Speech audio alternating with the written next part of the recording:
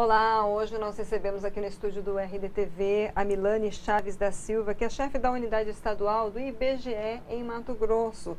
Vamos falar um pouco de dados da PNAD, taxa de desocupação, questões relacionadas à renda média aqui, só que nós vamos iniciar um pouquinho sobre o censo. Você já recebeu algum agente do censo na sua casa? Ficou na dúvida como fazer para confirmar? Já está havendo um teste do censo aqui no estado. Milane, obrigada por ter aceito o nosso convite para esse bate-papo.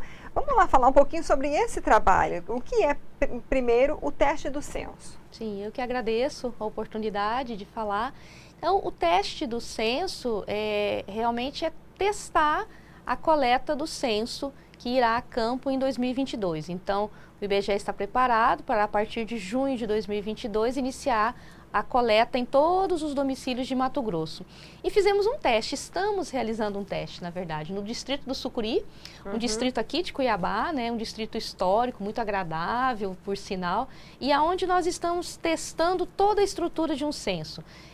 Pesquisadores em campo, posto de coleta, a coleta considerando o pós-pandemia, né, se é que a gente pode falar, ou durante a pandemia, com os EPIs, os pesquisadores devidamente com os EPIs, equipamento de coleta informática, treinamento e percorrendo o campo. Então, estamos em plena atividade, fazendo um mini censo, né, um censo completo no distrito do Sucuri, aqui em Cuiabá.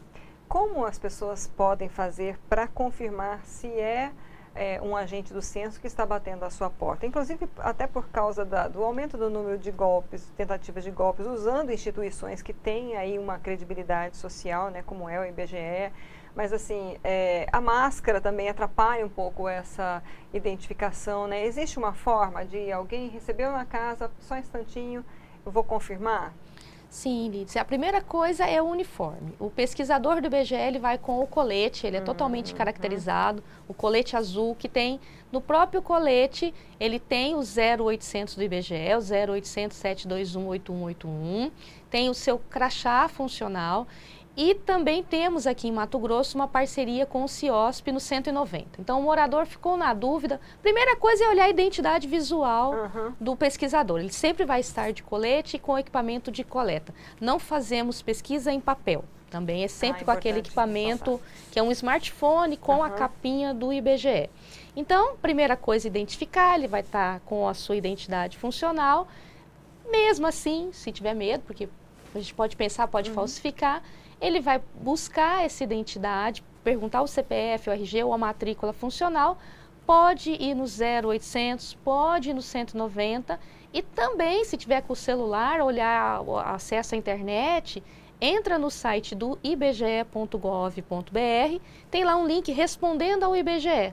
Ele digita e vai dizer na mesma hora se é um pesquisador do IBGE ou não. Então, é uma forma que a gente busca. Nós também estamos buscando, com preparativos ao censo demográfico e as demais pesquisas do IBGE, que também não é só censo, temos pesquisas constantes, parcerias com os condomínios, com os síndicos, estamos em constante trabalho de atualização, de mostrando também todas essas informações para que as pessoas se sintam seguras e que, se sentindo segura, possam prestar as informações estatísticas que são tão importantes para o nosso país. Aproveitando o seu gancho, então, porque acho que é importante a gente abordar isso daí, não só para os jovens, mas para toda a sociedade. Qual a importância desses dados que vocês coletam, né?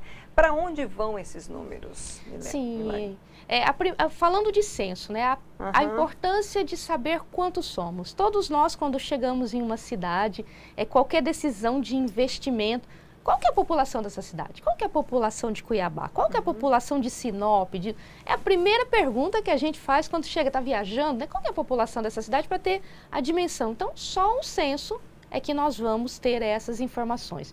E daí tantas outras situações. Qual é o rendimento da população? Qual é a taxa de desemprego? Qual é o produto interno bruto, quando nós também fazemos as pesquisas com as empresas? Qual é a característica dos domicílios brasileiros? como que está a educação, a natalidade. Então, todas essas informações que buscamos no censo e que buscamos também nas demais pesquisas. Então, a importância em linhas gerais é para o planejamento público e privado em nível federal, estadual e municipal. Aonde colocar uma creche, aonde colocar um abrigo para idosos, aonde investir. Então, são essas as... Basicamente, né, em linhas gerais, é o radar de todas as informações para o bom planejamento do país. Bom, a gente, então, como eu anunciei no início da entrevista, a gente vai falar um pouco sobre a PNAD, né? Quem está nos acompanhando, a PNAD, que está aí em todos os meios de comunicação, cada estado falando um pouco de suas características, mas é a pesquisa nacional por amostra de domicílios, é a PNAD contínua, que saiu aí recentemente os dados, né? O terceiro trimestre de 2021. E Mato Grosso foi colocado, despontou aí como o segundo estado do país, né, com a menor taxa de desocupação, né? E assim, o que isso significa? O que traz isso para a nossa realidade? Porque a Milani vai trazer um pouquinho, explicar para a gente o que isso significa e principalmente por que a agricultura e aí o trabalho doméstico foram as áreas que despontaram como um maior crescimento. Qual é esse cenário que a gente tem aqui disso, Milani? Sim, sim. Então, Mato Grosso, né? Então, nós temos uma taxa de desemprego menor, né? Uma das menores do Brasil. Se nós olhamos hoje o Brasil, tem da ordem de 12 a 13 milhões de pessoas desempregadas. 12%. Mato Grosso, essa taxa é 6,6%. Então, nós temos 120 mil pessoas desempregadas, desocupadas em Mato Grosso. Então, nós temos aí uma situação do nosso mercado de trabalho que reage. E, como nós sabemos, Mato Grosso é um estado que vem crescendo, de acordo com os dados do IBGE também, com um produto interno bruto que vem sempre além, um crescimento econômico maior do que o Brasil. Isso faz com que a nossa economia tenha esse dinamismo e nós tenhamos também capacidade de ofertar empregos, postos de trabalho no setor agrícola, agropecuário e todo o contexto que vem junto. Falamos em serviços que vem junto com a agropecuária, mas a agropecuária gerou postos de trabalho. E no pós-pandemia também, nessa recuperação, nós tivemos aumento também, um pouco na indústria, um pouco no comércio, mas tivemos também aumento no trabalhador doméstico. Talvez, Lídice, penso também assim, as pessoas tinham muito medo, né, antes, em 2019, as pessoas não estavam, muita gente ficou em casa e também não teve o trabalhador doméstico, dispensou, então agora retomam, então assim... houve uma retomada basicamente do trabalho doméstico. O trabalho doméstico, leia-se, a própria empregada doméstica, o motorista, ou aquela pessoa que trabalha, que cuida dos afazeres babás, afazeres domésticos, né? Mas também tivemos uma questão, aumenta o trabalho doméstico, mas em 10%, com carteira assinada, mas sem carteira assinada, 29%. Nossa. Então, quase 3 vezes mais de trabalhadores domésticos que conseguem um posto de trabalho, quando comparado a um ano atrás, estão conseguindo um trabalho, estão conseguindo renda, mas estão na informalidade. Sem garantia nenhuma. Nenhuma. Se a pandemia, se Deus o livre guarde, se a gente tiver algum problema, essas pessoas serão dispensadas, não poderão continuar o seu trabalho e não terão o seu rendimento. Não terão seguro-desemprego, não tem 13º, não tem nenhum amparo de um instituto de previdência, não contribui para a previdência. Se é uma mulher que está no trabalho doméstico, se ela venha ficar gestante, ela não tem também nenhum tipo de licença. Então, por mais que os dados de Mato Grosso são favoráveis, quando nós percebemos que conseguimos sim colocar, melhor a gente falando, funciona como um colchão de segurança a informalidade, que em Mato Grosso é da ordem de 39%. Então, quase 40% das pessoas de informalidade. De informalidade. Então, Brasil é 40%, Mato Grosso 39%. O que significa isso? Que da população ocupada de Mato Grosso, que é da ordem de 1.700.000 pessoas que estão ocupadas, 39% dessas pessoas estão na informalidade. Não só no trabalho doméstico, é aquele que é empregado na iniciativa privada sem carteira assinada, é o conta própria que também não tem nenhum, não contribui para, não é um MEI, ele não tem nenhum registro, é um empregador sem carteira, que emprega uma pessoa sem carteira assinada, e o próprio trabalhador doméstico. Então, são pessoas que estão numa fragilidade no mercado de trabalho. Você vê que por isso é importante a gente buscar essas informações, conhecer essa realidade, até para como cidadão questionar e pressionar e buscar as políticas públicas, né? Porque é um número um pouco assustador você dizer que quase 40% está na informalidade, né? Estão na informalidade. Tem algumas definições nas pesquisas de vocês que eu gostaria que você explicasse um pouco, que a gente vem falando. Taxa de desocupação, desocupados, ocupados. Vocês têm os desocupados, subocupados, desalentados. Eu queria que você explicasse um pouquinho o que é isso quando o IBGE aponta, né, na sua pesquisa. Sim, esses conceitos do IBGE são de acordo com a OIT, a Organização Internacional do Trabalho. Então, é uma definição que o IBGE segue as regras internacionais do trabalho, né? Então, o que é o desocupado ou desempregado? O desempregado é aquela pessoa que está acima de 14 anos e que está em condições de trabalhar e que está procurando emprego. Então, é aquela pessoa acima de 14 anos que está em idade de trabalhar. Então, qualquer pessoa acima de 14 anos que esteja procurando emprego e que não está encontrando é um desempregado, é um desocupado, é uma pessoa que está pressionando o mercado de trabalho em busca de um posto de trabalho. Então, são 120 mil pessoas nessa situação em Mato Grosso. Trabalhador ocupado é um empregado, aquela pessoa que com carteira assinada ou independe? Independe. Então, trabalhador ocupado pode ser com carteira assinada, sem carteira assinada, pode ser empregador, pode ser conta própria, pode ser no setor público. Então, ele está ocupado. Está produzindo. Está produzindo. Pode ser até também os trabalhadores intermitentes, é qualquer tipo de atividade, está ocupado. O que é o subocupado por número de horas? É um conceito novo e que ele demonstra, o subocupado por número de horas, ele não está desempregado, ele está trabalhando. Só que é aquela pessoa que quando ele recebe o pesquisador, pergunta-se para ele assim, você trabalha quantas horas por semana? Aí ele vai falar, trabalho 4 horas por semana. Se você tivesse a oportunidade, ou se você tivesse um trabalho, você está disposto a trabalhar mais horas por semana? E se ele responde sim, é porque ele está. Ou seja, ele trabalha menos do que 40 horas, não porque ele deseja, é porque ele só tem esse posto de trabalho. Então, seria talvez aquele garçom, por exemplo, que ele trabalha em um restaurante ou 2 restaurantes por semana, mas gostaria de trabalhar mais. Então, é o subocupado por número de horas.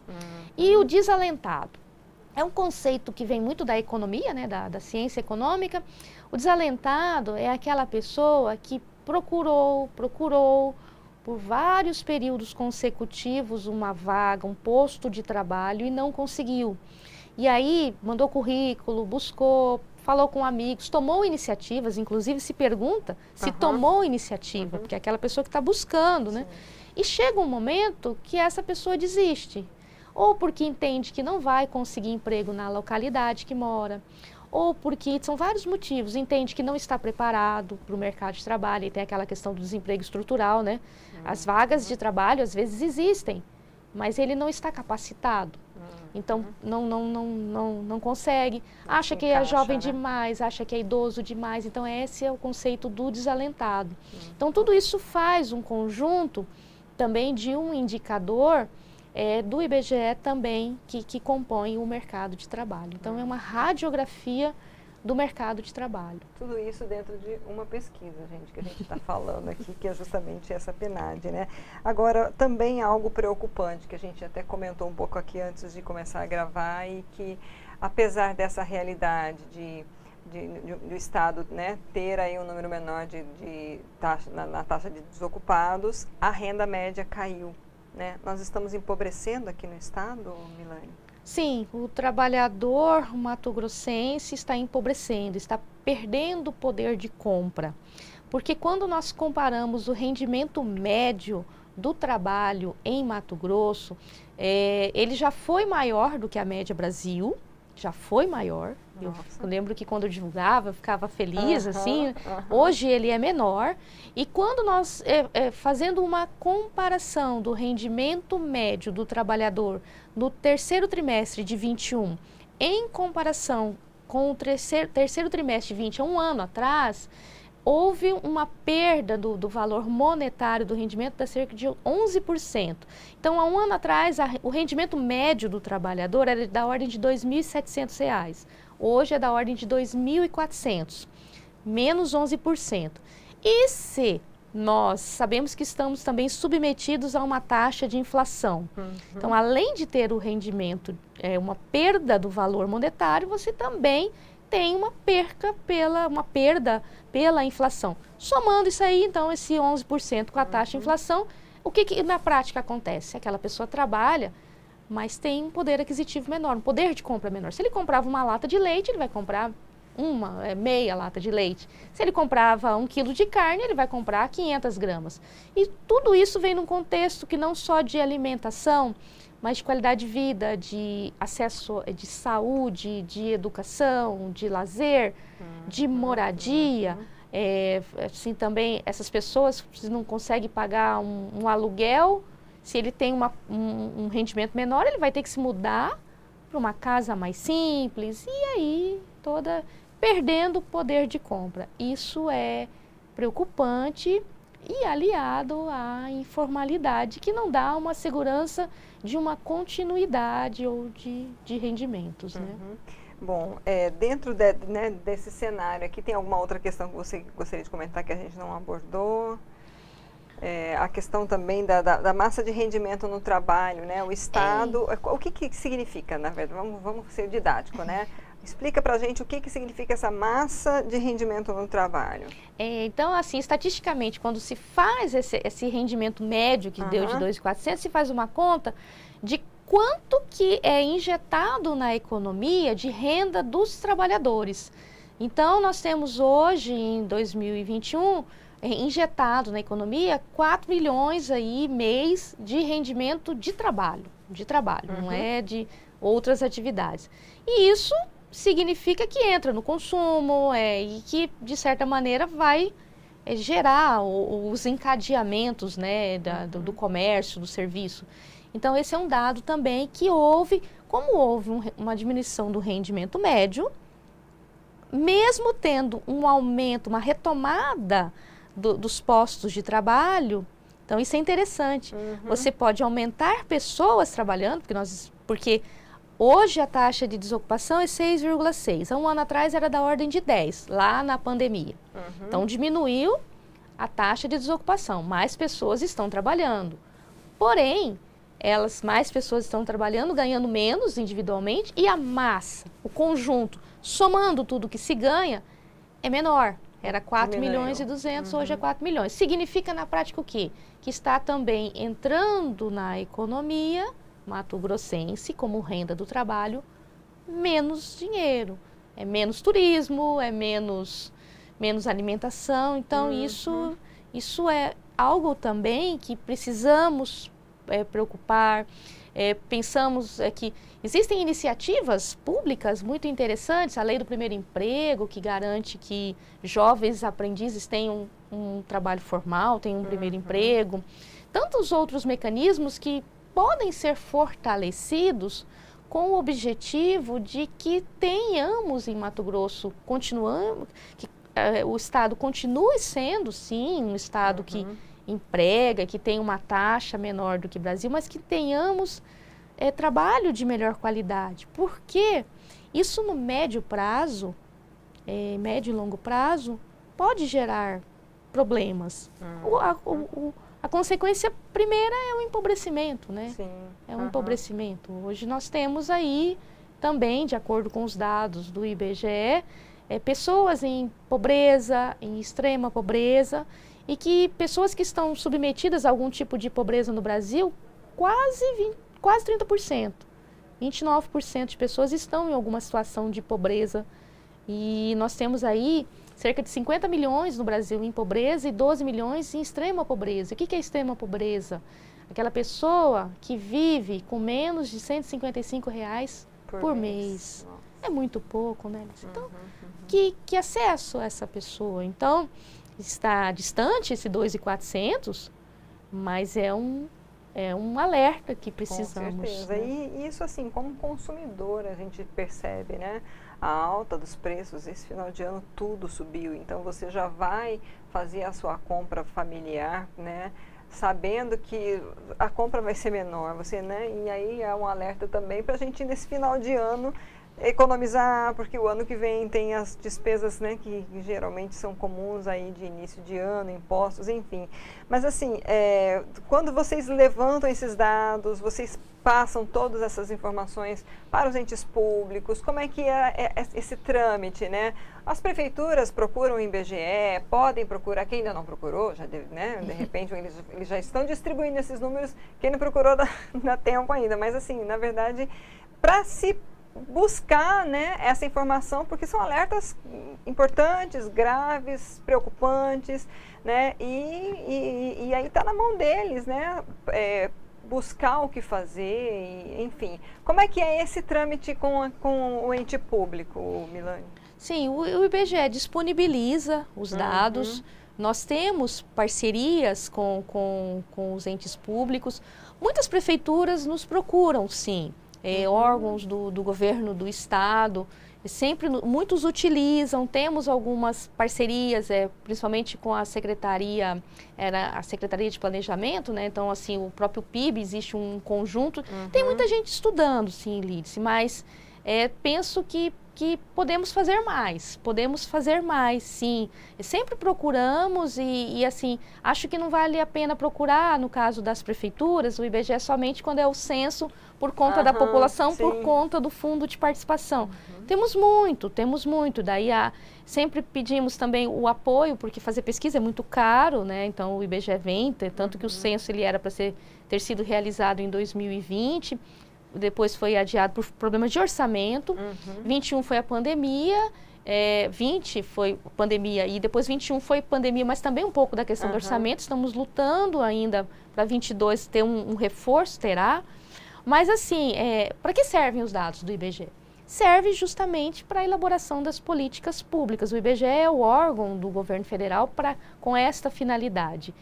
Sempre procuramos e somos procurados, mas a academia também está sempre conosco, sim, a Universidade Federal sempre nos procura, mas acredito que precisamos muito mais nesses espaços aqui com você, o qual eu agradeço, que a população entenda, assim, porque tendo dados e sabendo manusear os dados, a gente pode exatamente chegar onde a política pública deve chegar.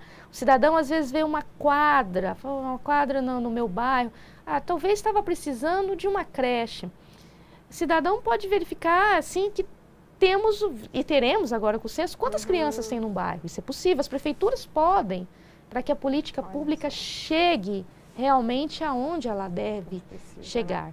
Então, assim, está disponível, temos convênios com ministérios, por exemplo, também, falando ainda da APENAD, estamos nesse último trimestre com um suplemento, que é um convênio do IBGE com o Ministério da Justiça, sobre sensação de segurança. Estamos carregando também um questionário, que foi um convênio, para saber qual é a sensação de segurança ou insegurança do cidadão brasileiro e mato-grossense, e vamos entregar essa pesquisa para o Ministério para que ele elabore as suas políticas. Todo o ciclo de política pública, os cursos de política pública, isso nos municípios, no Estado e na União, os cursos que a gente faz sempre se coloca, qual que é o ciclo da política pública? Você identificar o problema, ter dados sobre aquele problema, verificar se tem uma política pública já em andamento. Se tiver, você não vai elaborar, porque talvez seja em duplicidade, e caso não, você elabora. E todos os cursos de política pública, eu tenho certeza que todo gestor já deve ter escutado muito falar que uma das fontes principais é o IBGE. Então, acho que essa é a nossa contribuição. E respondendo, é assim, que estão lá, está no nosso site, se precisa algum ente governamental ou privado, somos procurados pela FIENTE, pela Federação do Comércio, também nos procuram para fazer cruzamentos especiais, porque é muito dado, né? É muito dado. E as universidades, mas estamos sim à disposição para ajudar, contribuir e mostrar o nosso Brasil, o nosso Mato Grosso, os nossos municípios. Que ótimo. E a gente deixa aqui, então, também um alerta às pessoas, né, com essa informação da informalidade, de buscarem formação, de buscarem estudo, buscarem... A gente recebe muitas vezes pessoas, né, tanto secretários, entidades também privadas, oferecendo cursos, oferecendo gratuidade, inclusive, para cursos técnicos, para cursos profissionalizantes, enfim. Quanto mais você se preparar, melhor você vai conseguir oportunidades no mercado, inclusive você pode exigir até mais, né? Sim, então, assim, é importante a gente pensar nisso, né? O que eu sei fazer, o que eu posso fazer, o que eu posso correr atrás. Sim. Então, esse ano teve tanta oportunidade, desde o ano passado, mas esse ano muitos cursos online oferecidos gratuitamente, né? Então, assim, Milane, a gente agradece muito, né, novamente a sua presença, as suas informações. Espero que tenha esclarecido muito, servido aí de um despertar até para muita gente, né? Obrigada. Eu que agradeço, muita oportunidade e que a gente siga cada vez melhor, né? Que tem um mercado de trabalho pujante e justo e cada vez mais próspero em Mato Grosso. Obrigada. Obrigada. Gente, então a gente conversou com a Milane Chaves da Silva, que é chefe da unidade estadual do IBGE aqui de Mato Grosso. Eu vou repetir para você, se você receber o teste do censo ou no censo no ano que vem, receber o agente, como a Milane falou lá no comecinho da entrevista, olha a caracterização, se você ainda tem dúvida, 0800 721 8181 para tirar essa dúvida se realmente é um agente, tá? Lá no site respondendo ibge.gov.br. Contribua, faça a sua parte, colabore e compartilhe essa entrevista. Obrigada pela audiência, até a próxima.